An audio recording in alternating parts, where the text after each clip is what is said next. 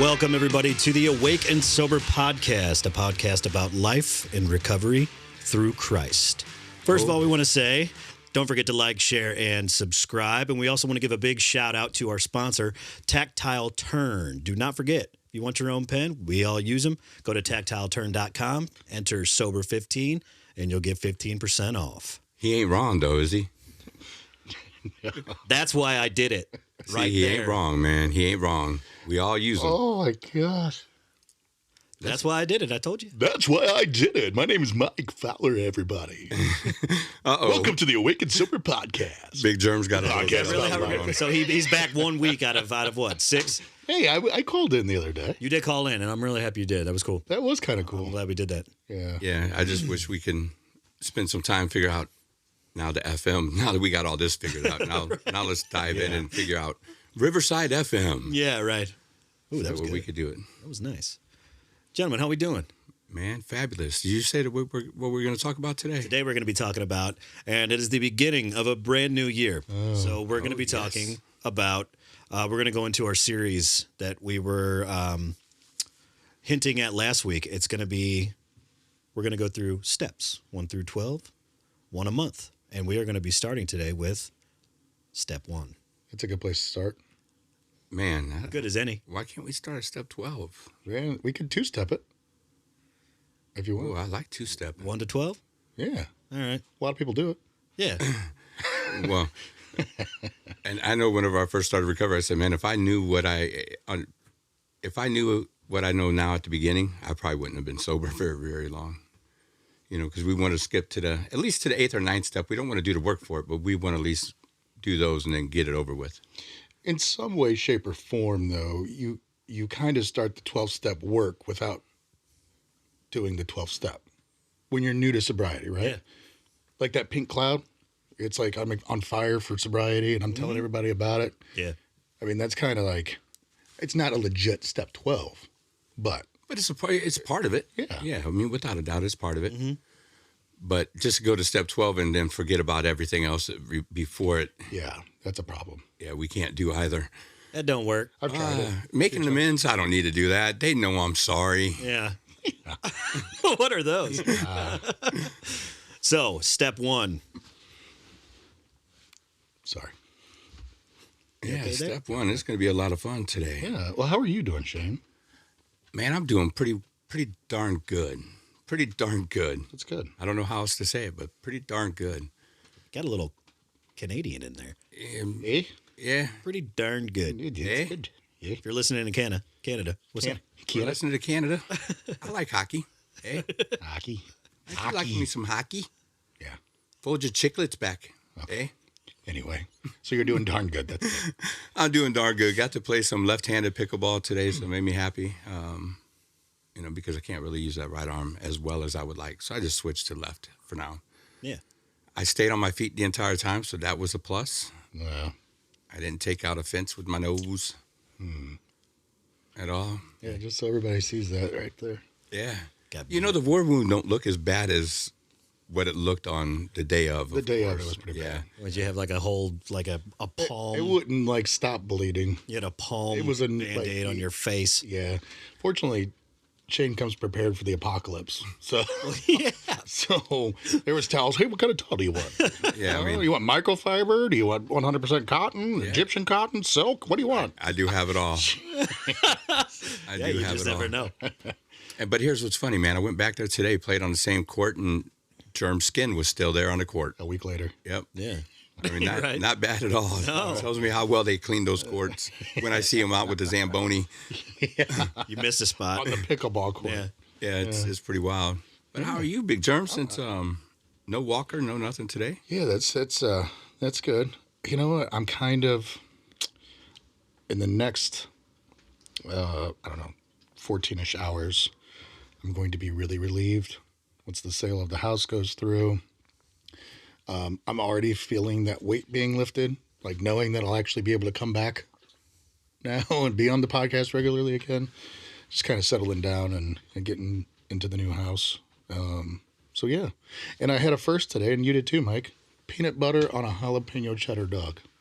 Yeah. So I got to know, what did you think of it? I liked it, but I think it can be improved upon. So just to give you guys an idea, it's a jalapeno cheddar hot dog and peanut butter slathered on the bun. Oh yeah. It was really good. I'd do it again. I would do it again for And sure. so next time I want more jalapeno in the dog, though. I think that could have helped. Yeah, That that coulda didn't helped. have a whole lot of jalapeno in it. It was pretty disappointing. But you could get one even from QT. The one from QT tastes pretty fire on that. I bet I you. bring them home and I put the peanut butter on. So that started for me back in when I was still in active addiction, but the stoner side of things, and we were broke, and I was tired of ketchup, and all I had was to eat was hot dogs at the moment. And I'm like, you know what, peanut butter. I love peanut butter, and that's where it started. And There you go. That has kept all the way through till today. One thing stuck. From the age of 17 to now, that's the one thing that have stayed a constant. Peanut butter on all that kind of stuff. Oh, that's awesome. Yeah. Michael, how are you? I'm doing pretty well. I'm doing good. Got to hang out with my girlfriend's kids over the weekend, and it was so awesome. It was definitely trying. The 3-year-old, she's a three-nager, so it was no this, no that, no this, no that. She was saying no to everything. And so, I'm journaling about it, and I'm like, it was a success. It was a good test, but it was a success because we got through it together. So looking forward to more of that. Went to church this past Sunday. Haven't been in a while. Went to Grace Church. And it was an incredibly spiritual experience. The pastor was talking about, loss over the years and just over 2023. And, my uncle passed away. And I just, a profound sense of peace came over me, and I actually started tearing up, and it was a very, very beautiful thing. And I'm looking forward to going back. Yeah. We're going to try the bridge this week, and, we're still shopping, but man, it's good to be back surrounded by joy, Joy. and just, people are happy to see you just for the fact that you're there, not. Yeah, I was going to tell you, you better be careful because if you go back, the spirit's probably going to catch you, and then you're never going to not go back. Which is fine. Yeah. I'm in my. Just be cautious. I mean, that spirit's going to get you. No, I believe. Spirit is gonna get you. Spirit is gonna get you today. It's just the Holy Spirit. Isn't that Special. You said something I've never heard before. A three-nager. Yeah. Yeah. Man, I raised, 20, 30 kids by now, and I've never heard that term before. Hey, you learn something new every day. It gets worse when they're actual teenagers. Yes, Yeah. yes, it does. Yeah. Yeah. Because they tell you no in a whole different, way. Can't wait for that. Trust me. Babe, we got our work cut out for us. Man, is it a pain. So, step 1. Admitted we were powerless over alcohol or our addiction, and our lives were unmanageable. Mm-hmm. Yeah, compulsive behaviors. Because we do any hurt, habit, or hang up. So, a lot of it's just going to be compulsive behaviors, and that our lives have become unmanageable. How manageable was your life? How manageable was it, or how manageable did I think it was? Do both. Both. Because Try both. I was going to say because both. I like that. Yeah. Because I thought I was managing my life just fine. I bet you did. But when you actually sober up and look at it, I mean, everything in my life was unmanageable. My job, my emotions, my relationships, my bills, and here I am thinking I have it all together, and I didn't have anything. Yeah, that is crazy. How about you? Were you the same boat? Yeah. Our stories, it's kind of crazy how similar they are. But I think anybody who has any sense of a conscience, when you go into recovery, you kind of get that realization oh my goodness, it was not okay. I same thing. I thought it was unmanageable, but at the very end, I knew it was unmanageable, and I just couldn't get out of it. So you thought it was manageable up until Okay. The last probably, I would say 2 to 3 months, and it was just that cycle I could not get out of. Yeah, finances, relationships, work. It was chaos, man. It really was. So you didn't realize how unmanageable it was till you got sober, though. Right. Yeah. I mean, I would agree with Mike. When I knew that I had a problem, when I recognized I had a problem, and I was finally able to admit it, I knew that I couldn't get it figured out. And I knew if I kept drinking, I was going to kill myself. And I didn't want to die, but I didn't want to live, kind of deal. Yeah, that limbo. Which is a weird... Totally. And people that are like, I mean, some people might be listening to this like, I don't understand that. Like, normies probably don't understand that. Mm-hmm. But, like, I didn't care if I lived or if I died. Preferred if you died, but in a way that you didn't have to take your own life. Correct. Yeah. I was trying to drink myself to death every single night, and I kept waking up. It was like that.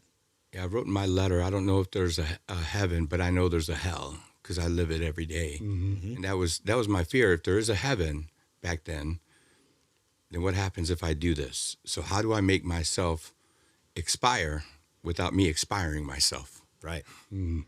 Yeah.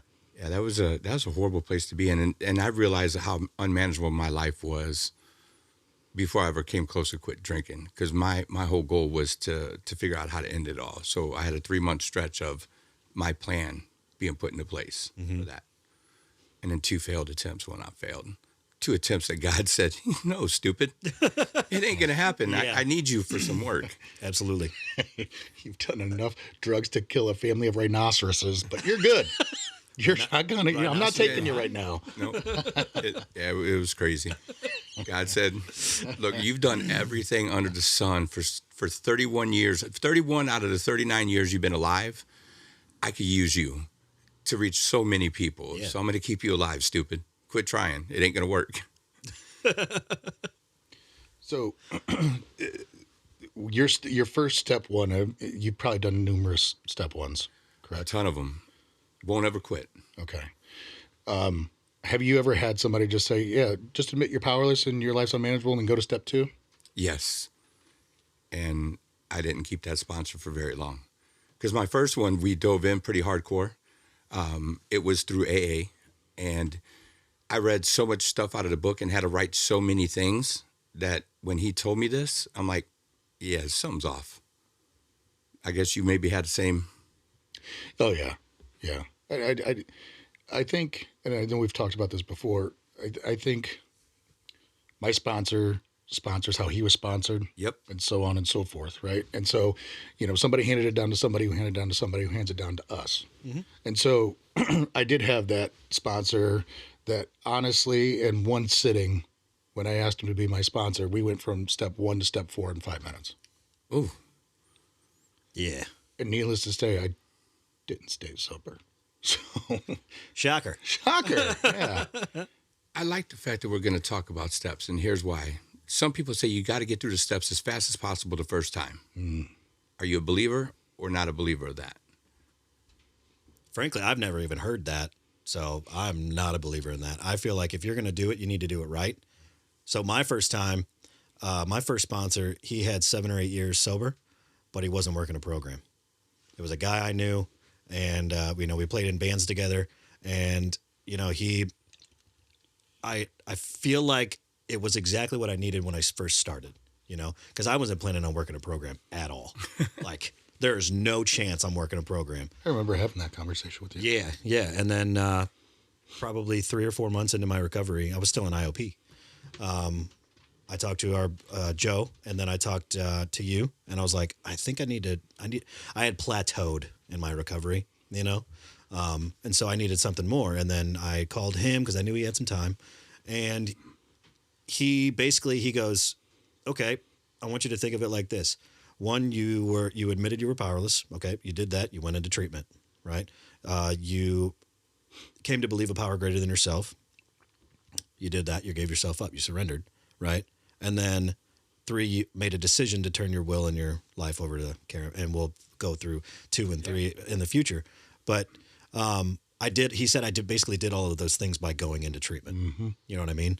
And we went over some things, and it was more of I would say it's more of like a holistic style of doing the steps. We went through them, right? But his job was, he even said, he goes, my job is to get you through the first year. You are already way past what I can even do for you. And that's when I asked you about Jeff, and I'm on my second sponsor now, and we're doing things definitely a lot different. How many years does he have? Jeff? 20. It's like upper 20s, right? It's over 20. I want to say it's over 25. I'm pretty sure. Okay, that's what I thought. Just a little bit of time. Just a smidge. Just a smidge. Yeah. He can legally drink. His sobriety or his recovery is able to Old enough to drink. Yes. Yeah. But how do you feel about that? Get through the steps as fast as possible. So I think you should keep a steady pace. I don't think, I don't want anybody, so somebody I sponsor, I don't want him rushing through it. Right. And missing something. So I want us to be thorough with it. I also don't want him to get to a step and then he takes 2 months to do a step 4. Right. Or, it just be like, well, I need to think about this one for a while. It's like, well, then how committed are you to this? Mm-hmm. That would be my question to him. And it's not saying I don't want you to rush through the step, but at the same time, I want you to get through the steps. Yep. Yeah. Don't become stagnant. Right. You're constantly moving towards your end goal of getting through the steps, as opposed to, I did 1, 2, and 3 really quick, and then, like I've been on step 4 for, with 2.5 months or something like that. Yeah, you've been on too long. Wait, I haven't. I'm not on 2.5 months, but he's on 4.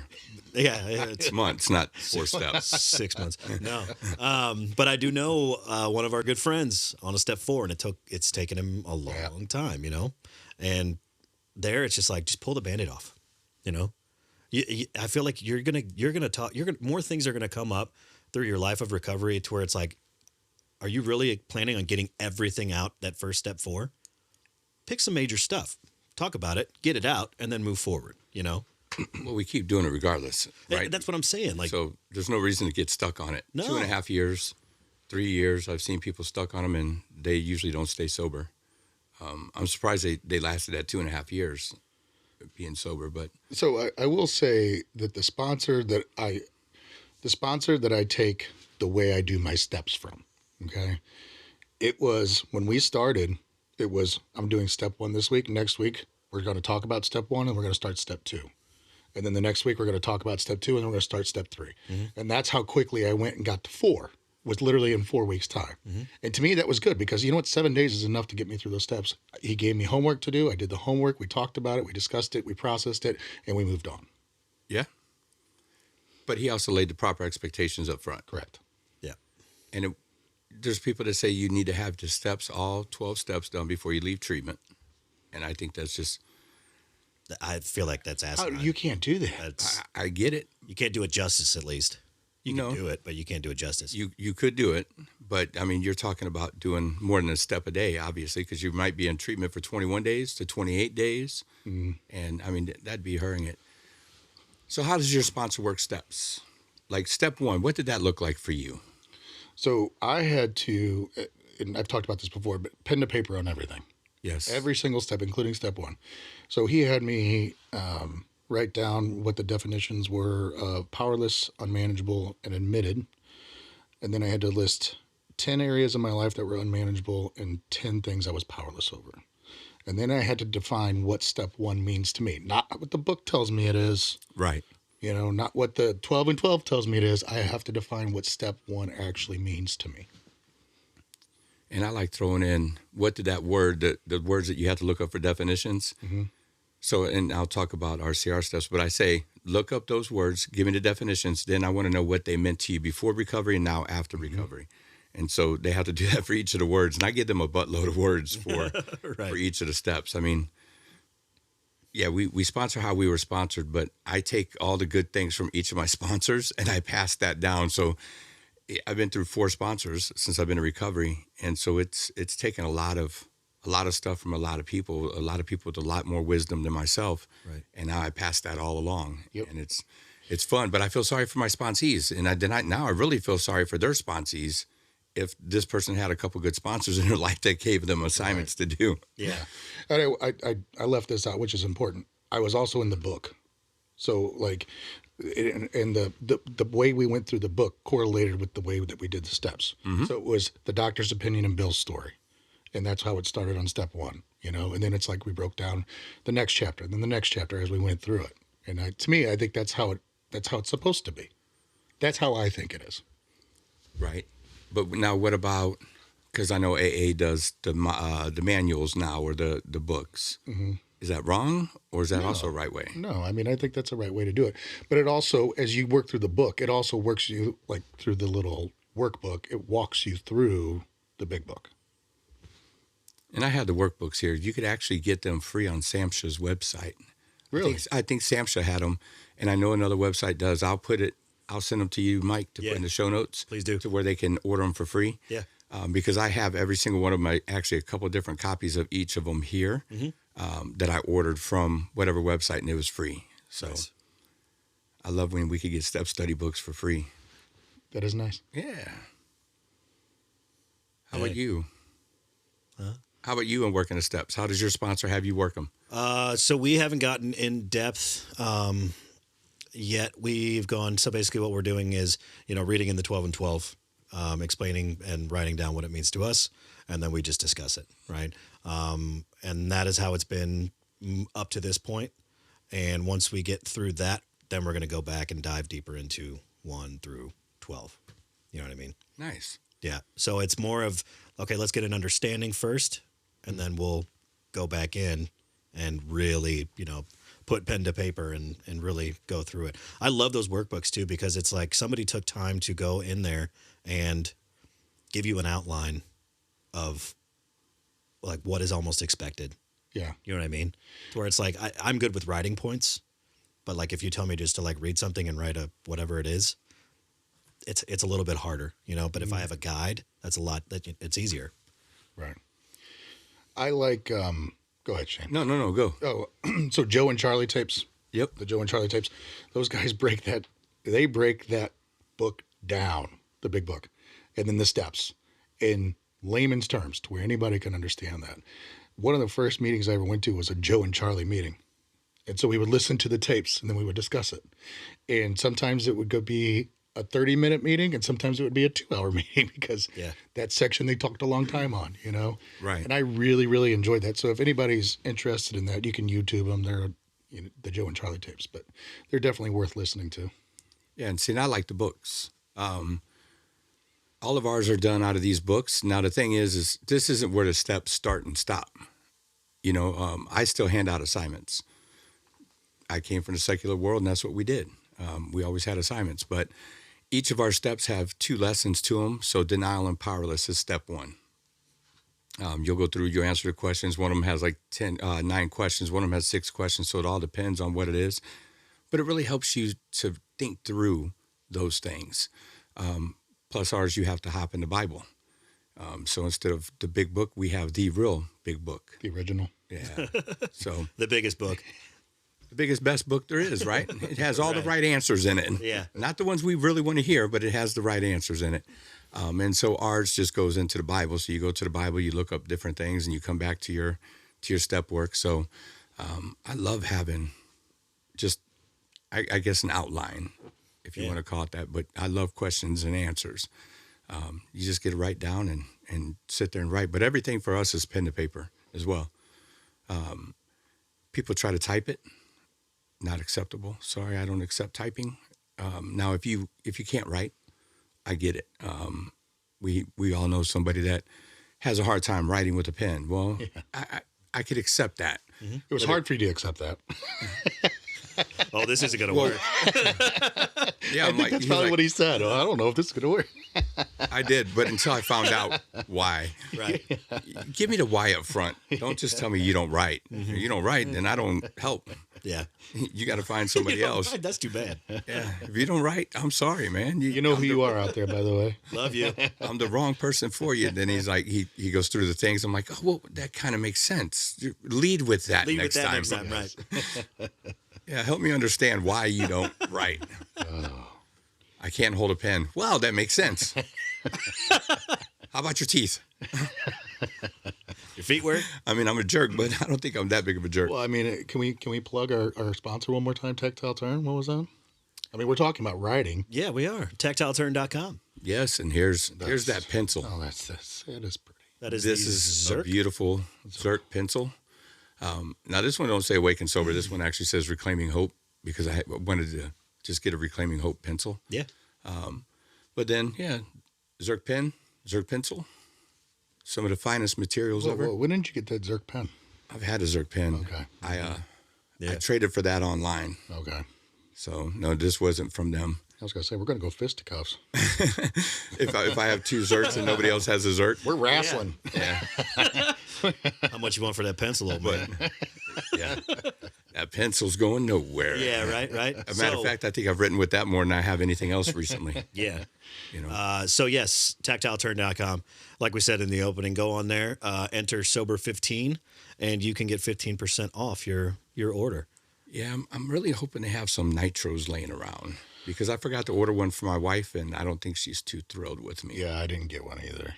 So if he's got a few, they're checking for me today. He's in Mexico. Of course, he's somewhere again, enjoying the travels. Mm-hmm. He was in Europe the first time when he answered and said, yeah, I'll sponsor the show. Now he's down in Mexico. And so he's like, I can't really look for a nitro for you right now. I'm like, well, just go enjoy the beautiful weather and the beaches then, buddy. And Yeah. I'll reach out to Mexico. Kevin. So, yeah, I'm looking forward to it because if I get the wife a nitro, she'll be happy. Yeah. Yeah. Yeah. And you said Reclaiming Hope.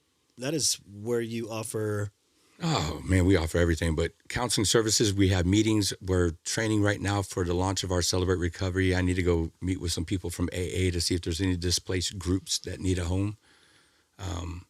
I hear that there might be some homeless groups coming up. Mm-hmm. And then we want to have CODA, AA, NA, the Celebrate Recovery, Alateen, you name it. We want to have something for the entire family. So Whatever your flavor is, I dig it. anger management classes I have started already. Got a few people in there because, they're going to court right now and they need some anger management classes. So Get it. you name it, anything that you might need, we have available for you. So it's a blast. The building's coming along good. We are hanging drywall. Anybody out there local to the St. Louis area that wants to come and help hang drywall, 8 o'clock Saturday morning, let's hang. Where at? 8674 Orf Road, Lake St. Louis, Missouri, 63367. 8674. Yeah, 8 o'clock in the morning, and I'm not a morning person. No, he's not, folks. But to get this drywall up and done, I will get up at 5 o'clock in the morning if need be. Yeah. I don't know what that tells. If you know me, that should say a lot. I'll Yeah. get up at 5 o'clock in the morning and get this done. That's why you liked pheasant hunting so much, because it doesn't start till 10 a.m. Yes. Makes sense. Season doesn't start till 10 a.m. Yeah. It's like, this is the best hunting Which, ever. what's the plan for this year? I know, we got to go this year. We'll go. Langland will be here. Keith, if you're watching, pheasant hunting this year. What's up, PK? Jeremy's not going to I'm buy not going to another shoot house. across the highway either anymore. I was excited. Not only did he shoot across the highway, missed the first bird 3 feet It from doesn't him. matter anyway. So let's talk about step one. Back to what we were talking about. Yeah. So a we program. Mm-hmm. And why is that important? Doesn't say I admitted I was powerless over. Well, we admitted we were powerless over alcohol and our life was unmanageable. So what does it mean to you when it says it's a we program?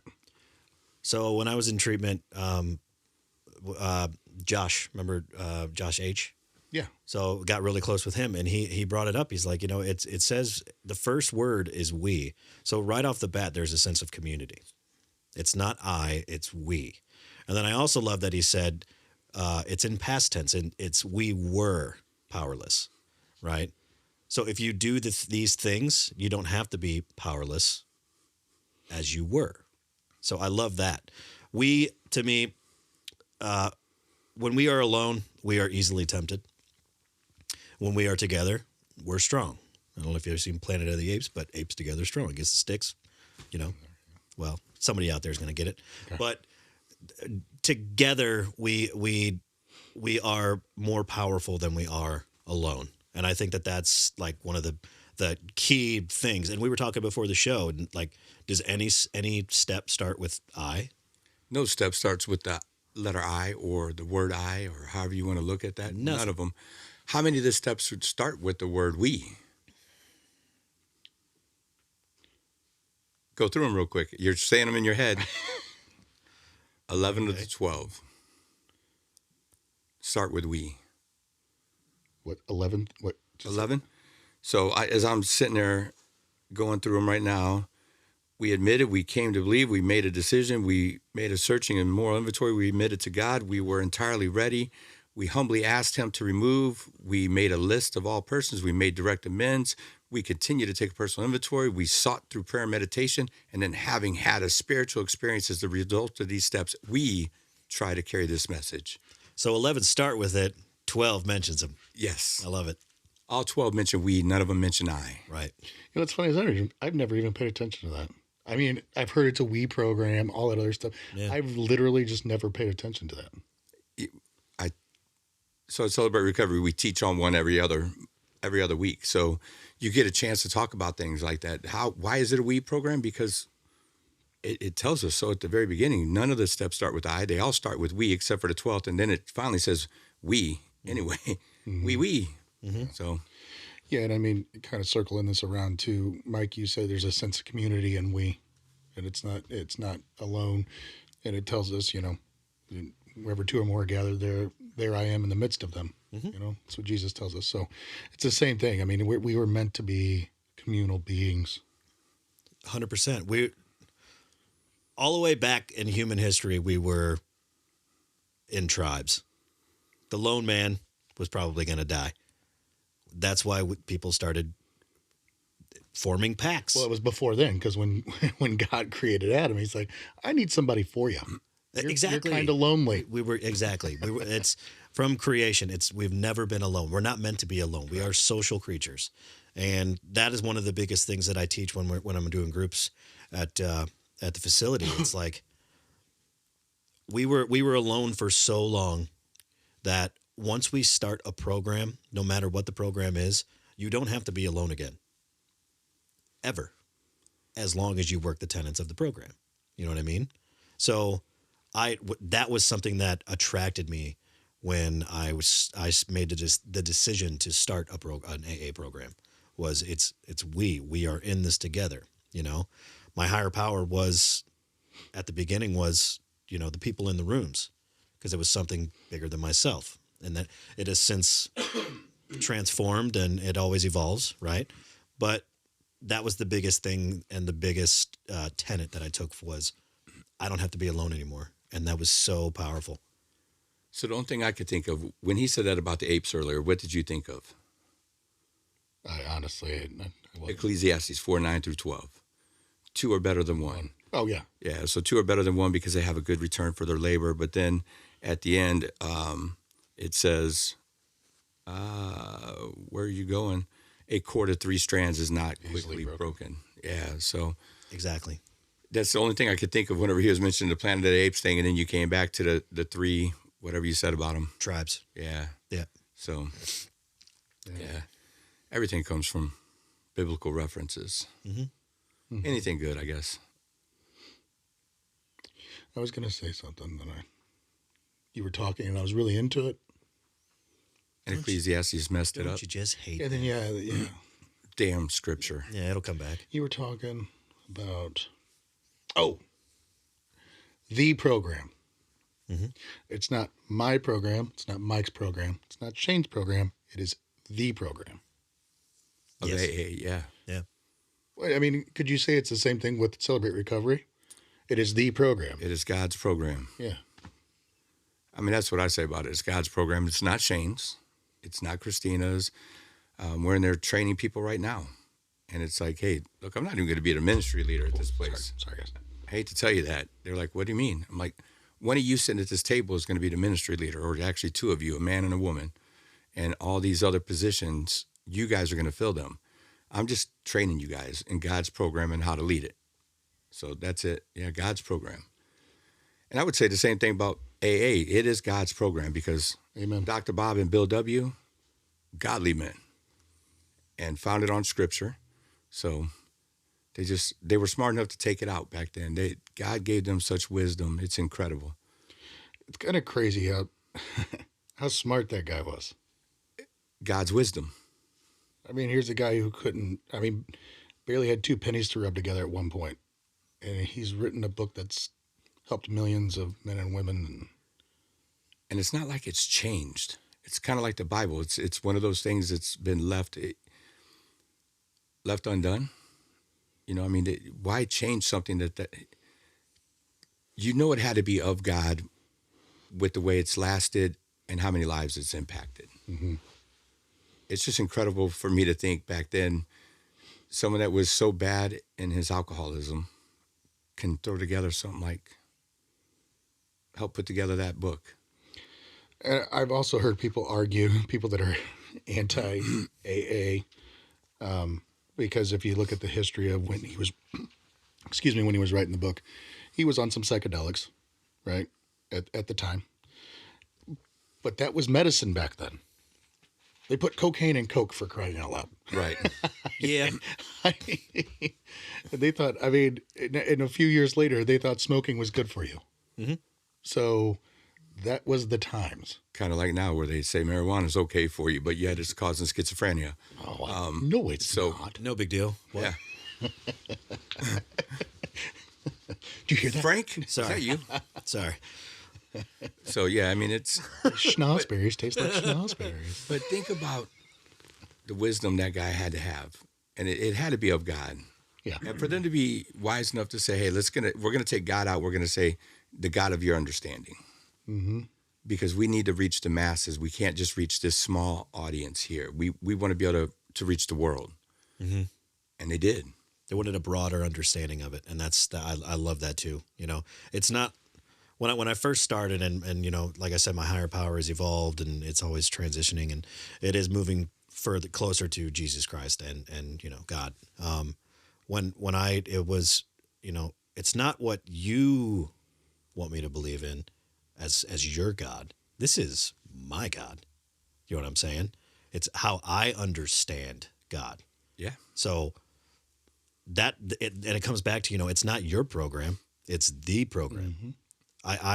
If I work this program to the best of my ability with a God of my understanding, I think I'm going to be okay.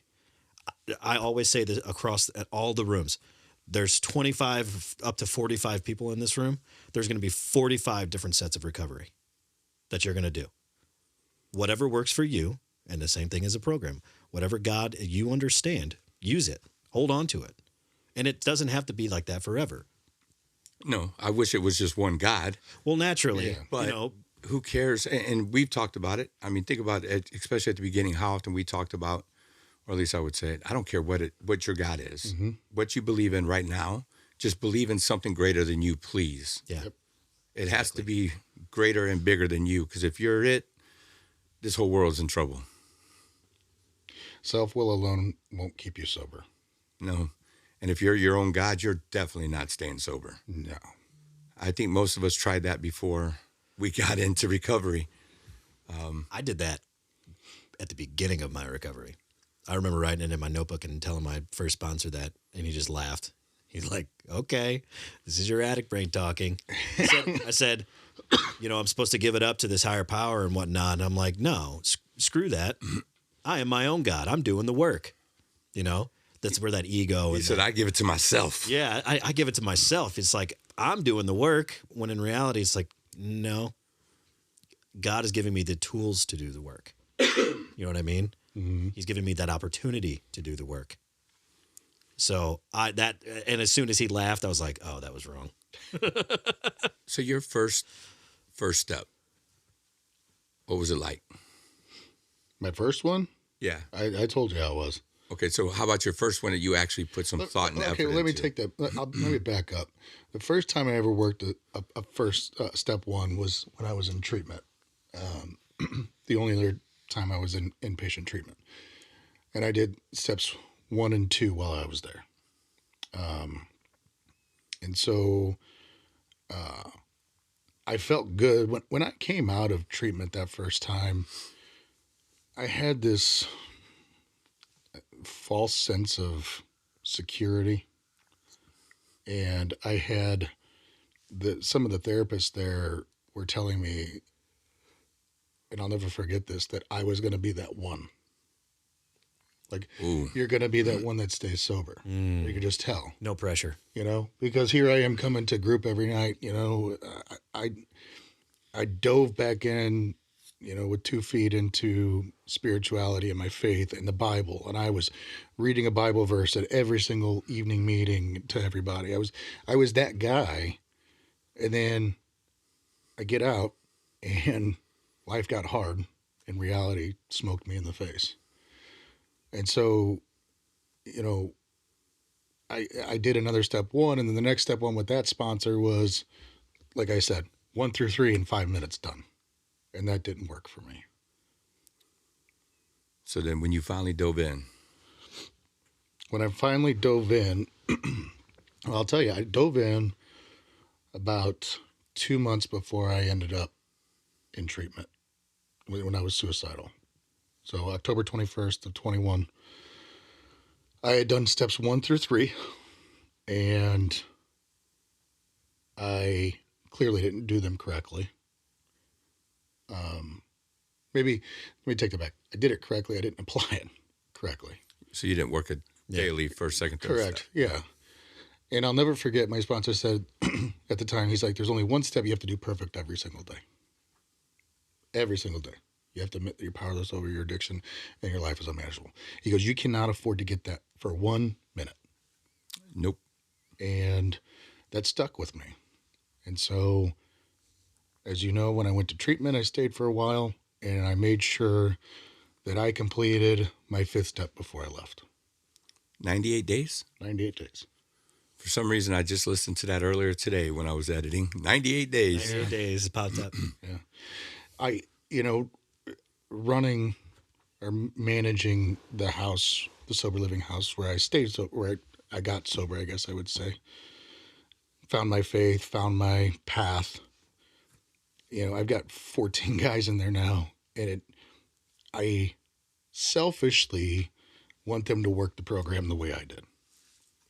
I want them, I'm like, you guys are here for, I mean, I've got a guy who's going to be there for 365 days. Now, he is killing it on the steps. He's doing very well. But then I've got other guys that are going to be there for 6 months. And it's like, okay, what step are you on with your sponsor? Well, I'm thinking about getting a different sponsor. Well, just don't waste your time here. That's what I want to. I want to snow globe them, like Shane says. Yes. It returns. It's like, come on. I mean, I can tell they have the desire, because everybody I have there now has the desire and the want to stay sober. The want has to outweigh the need. They want it. And some of them want it more than others. And I guess that it kind of, I had to take a step back and accept that they are who they are, and I can't force them to do anything. And they are where they are. Correct. Mm-hmm. And I'm glad they're there. Yeah. Because while they're there, you still have a chance. Correct. And they still have a chance. What was it like for you when you finally dove into step 1? The first time I did my steps, it went really, really quick. And I admit it, every single day. You know what I mean? It's like a living step to where it's at all times. And I put it in terms of, you know, the treatment setting. It's like a relapse is always possible. I'm always powerless over alcohol or substances. One is one too many, and 1,000 is never enough. I know exactly what's going to happen if I try and take that power back. You know what I mean? Oh, yeah. One's going to turn into 5, 10, 20, 30, and I'm going to be at the end of a barrel probably by the end of the day. You know what I mean? So it is a constant reminder, and I tell myself all the time, you know, I do admit it. I have to every single day. Luckily, I'm not forcing AA, but I use a lot of the AA literature in my teachings and whatnot. Good. Because it helps. I got that inner forgetter. You know what I mean? So the more I talk about it, the more it's real and it's feasible, and I can not taste it, but touch it. Yeah, you could almost taste it with some of the way that people come in there anyway. Oh, dude, yeah. That's no kidding. So, I honestly, right now, I'm looking forward to, getting through what I'm doing now and then diving even deeper into step one. Right. So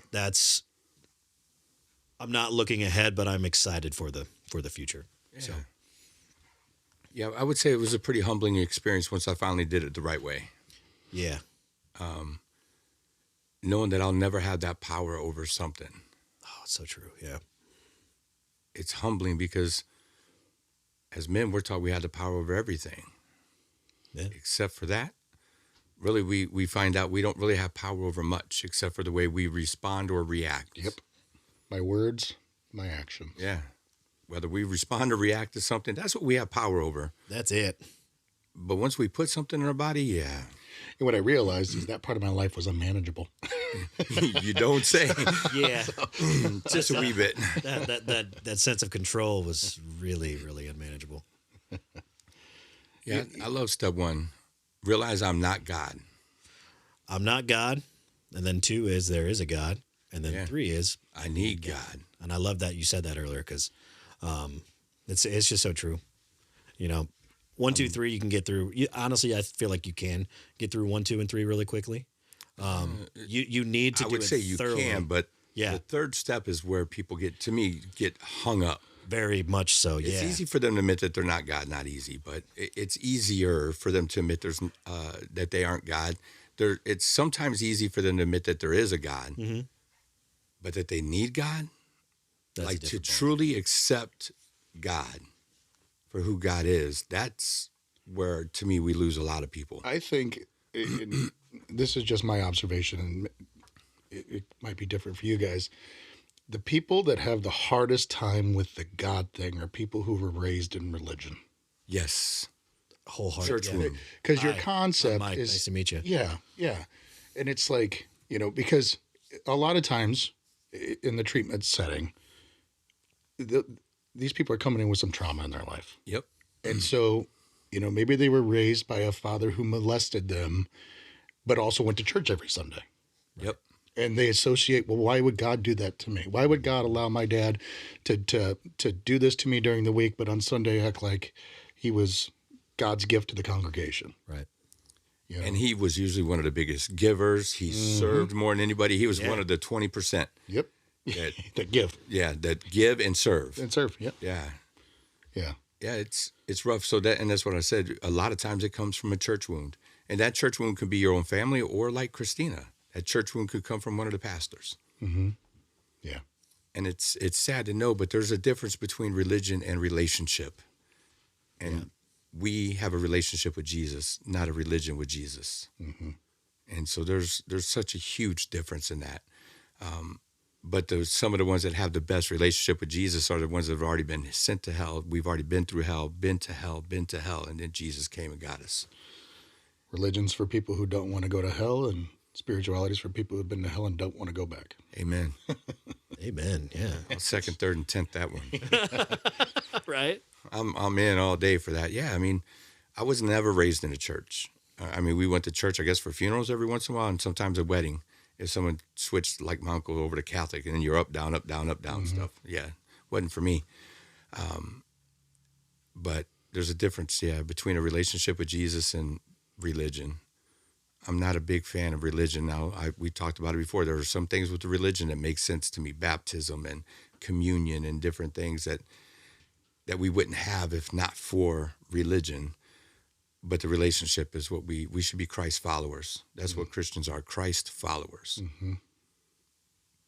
not rule followers. Yeah, that was one thing I never had was a relationship with Christ or God. It was so regimented. My entire youth growing up, Catholic school, K through 12, right? Go to church this day, do this. I know all the homilies, by heart now, but I don't do anything with them. It's just it's there, right? And then, trauma, tragedies. I was the same. I was so angry at God, and sometimes I still am. But you know what? He loves it. And that's so true.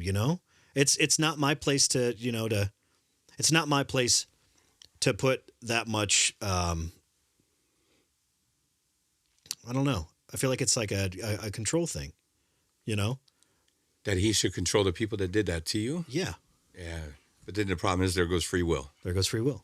Yep. And I have to remind myself, God gave us free will. It is our choice he beset it upon us. What we do with it Is up to us. is up to us. You know, I look at mine, Mark, that you said that, you know, the trauma that happened to me, I'm sitting here thinking about it. I think I leaned so much into God at a young age because I was selfishly hoping that he would take the memory of that trauma away from me. Yeah. But the thing is I actually never gave it over to him. Not only that, but would you be as effective as in what you do now if he would have taken that trauma away from you for you to forget it? No. Yeah. There you have it. I know it's hard to see for some of us because trust me, I would rather, I think every man sitting on one of these couches right now would prefer the same thing, but would we be as effective at what we do if God would have did that? Would he be able to use it today for his glory?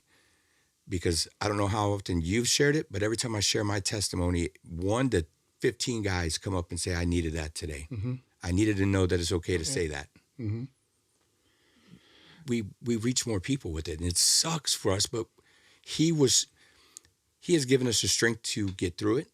He has given us the wisdom to understand that he's been with us the entire time, that his grace has always been there for us, that when we didn't need to think about it, we didn't think about it. When it would have been probably the end for us, we never thought about those things that happened to us. But then when we could get through it, when we would rely on him, he allowed us to see that. I had a sponsee text me. He was at a meeting the other day, and he goes, how can people say they're thankful to be alcoholics or grateful? He's like, I hear guys talk about how they're grateful for all the stuff that they've been through. He used a different word for stuff. Yep. Yeah. But he's like, how can they be grateful for all this stuff that happened to them, all the trauma that happened to them, all the loss, the relationships, the divorce, the death? How can you sit there and say, I'm grateful that I'm sitting here today? I love that question. Yeah. I love that. I was like, oh, you just opened up Pandora's box. You open that door, I'm walking in. It's funny you ask that question. How long do you got? Yeah. You know? I was like, man, I can't text all this. It's like, would you, and a short answer is, would you be who you are without all of that? You know? Yeah. Like, I anytime I say that too, they're like, why? I'm like, because it doesn't define the kind of person I am, all the things that happen to me, but there's so many lessons in what happened to me about overcoming and, you know, giving up to God and being the person I am today. I wouldn't be the person I am without the trauma, the loss, the everything, you know? And he came back because when I challenged him on it, he goes, well, I wish I was the person that I'm becoming now back then. No kidding. Yeah, don't we all? I do too. Thank you. Yeah, wow. Exactly. Consider it pure. Ooh, get out of the way there, buddy. Consider pure joy, brother. Yeah. When you face trials, man. Yeah, consider it pure joy, my brothers and sisters, whenever you face trials of many kinds, because you know that the testing of your faith produces perseverance. So perseverance finish its work so that you may be mature and complete, not lacking in anything. How can you not be grateful for it? We lived through it. Now we get to help others. It's just what it's about. That it is giving back. It is passing on that whatever wisdom you might have found in the darkness. You could call it the 12 step, and I'll call it discipleship. There it is. Same thing. Absolutely. That's why Celebrate Recovery to me, inside of a church, right? Celebrate Recovery, churches pay thousands upon thousands of dollars every year for leadership and discipleship tools. Thousands and thousands of dollars to get all these different programs. But yet there's one out there for free that produces both leaders and discipleship automatically. AA does it. Celebrate Recovery does it. NA does it. HA does it. Elemental P does it. All the programs do it. Sorry, man, there's too many of them out there. I know. Right. But every single one of them is a discipleship factory. It is a leadership factory. Its natural course of action is both those things. we've talked about this verse many times. It's tattooed on my arm, but 1 Corinthians 10:13, no temptation has overtaken you that is not common to man. God is faithful, and he will not let you be tempted beyond your ability. But with the temptation, he will also provide the way of escape, that you may be able to endure it. And Shane, you said something to me one time. You're like, what does the word endure mean? You asked me that. Did I ask you what endure means? Yes, I did, didn't I? Yes, you did. We talked about that. Did you just look it up? No, I haven't. Because I'll go to it. And when I bring that up to guys, because what do you think of when you think endure? Immediately off the top, I think of resilience and weathering the storm. Mm-hmm. Surviving. Suffer something painful or difficult patiently. Suffer patiently. Remain in existence. Last. See, and I dig it. Yeah. So it means you're gonna. It's not. Hey, there might be a chance that you might suffer. It's no. You're going to. You're gonna. Yeah. Yeah. Well, Jesus already tells us that. Yeah. It's not if, it's when. Yeah. But I love read what it said last though, not just that patiently part, but Remain in existence. yeah, Last. remain in existence last. At That's the end, pretty you're still brutal. one standing. Yeah, Yeah. yeah. That's a pretty brutal word. Yeah. I mean, It doesn't sound like a brutal word. No, Endure it. it sounds like okay, I'll endure it. It's no big deal. Thanks. Will you bring me a jalapeno peanut butter hot dog while I I'll endure get this? through it. I'll get through it. It's like it's drawing that line in the sand, and digging your feet in and saying, you might weathering the storm. You might push me over, you might knock me down, but I know where my 2 feet are planted, and I'm going to get back up. I have one here. Psalm 62:11-12 says, and it talks about powerlessness. One thing has spoken, 2 things I have heard. Power belongs to you, God, and with you, Lord, is unfailing love. David is testifying that he heard God speak through the world and the word. Generally and specifically, general revelation is when God speaks through nature and conscience. So we'll go Romans 7:18 for step 1 for the Celebrate Recovery side. For I know that good itself does not dwell in me, that is in my sinful nature. For I have the desire to do what is good, but I cannot carry it out. The good old Apostle Paul. That I want to do, I can't do. Oh yeah, just go through that that I whole do big do. long list. But what I do, I don't want to do. yeah. So, look, man, what a fun episode. This was good. Yeah, I like liked this. it. A lot of just.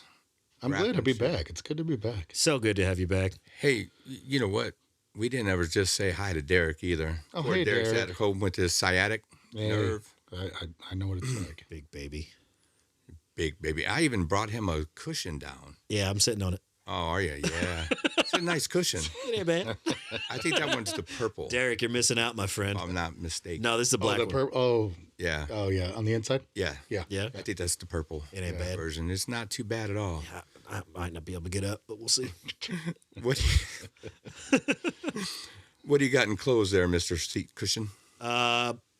Going back to that weed program, I felt so alone before I started working a program, and when I finally decided to, I focused in on the we, and I always say to everybody else, I was alone, but in this program, in recovery, I never have to be alone again if I don't want to be. And I hope that everybody takes that to heart, because you might feel alone, but you are not. Reach out. What do you got, Big J?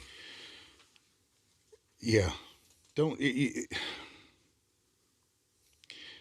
If you're afraid to do this, just know that somebody else has already done it before you. And it can be done. It's not going to be easy. Absolutely not. But it's going to be worth it. Can't climb the mountain alone. If you don't climb the mountain, you can't see the view. Love it. If you don't climb the mountain, you can't see the view. I think you have that on your wall. I do. You do. Yeah. I was trying. I got it messed up. If you don't climb the mountain, you can't see the view. And I get to do this. I'm very excited about that. I looked at that today. I was getting a little perturbed that I looked up there and I was like, you son of a... It's such a good And that's why I got the reminder. I think I need it in my office too. Yeah, we probably need to get some of those made for us, like have somebody make some really good ones. Yeah. But I was happy when that one was gifted to me, so I figured I had to gift it to somebody else. Yeah. Especially since I don't have an office at the moment. I mean, my house is my office. Yeah. So, let me leave you Matthew 5:3. Happy are those who know they are spiritually poor. Like, there's a way back. Yeah, we do steps and principles, and so all of our principles come from the Beatitudes, which is, just beautifully written when you have to put them in context of recovery. But the whole Bible, 90% of the Bible is recovery. 10% of it is us screwing it up, just like our lives. If we will follow and admit that we are spiritually poor, man, God wants to do some amazing work in and through us. So I'm happy to see you here reading scripture. What did you think? I told you while you were gone, he picked up the scripture land for us. I know. That's kind of weird. Yeah, it's pretty nice seeing him open up. Progress, not And he went to perfection. church. Yes. Went to my church when I wasn't there. Ooh, now it's my church. It's not my program, but it is my church. It's my church. I heard that one. Yeah, they said they've been missing you, bro. Oh, hey, you guys, They look. did say that. If you're not steppers, dive into it. You will become steppers. There's nothing greater than working the Nothing wrong with steps. it. Nothing Yeah. wrong with it. Absolutely. As someone who wasn't a stepper, best decision I ever made, hands down. It will change your life if you will allow it to. So, hey, have a good week. God bless you guys, and we will see you soon. Like, share, subscribe. I thought you were going to say something else. Oh, I am going to say something. Yeah, Like, go ahead. share, subscribe. We are on all podcast platforms. And we want to say thank you again to Tactile Turn. Yes. Go to tactileturn.com, enter in Sober15. You will get 15% off your purchase. And we will see you next week. See ya. Peace.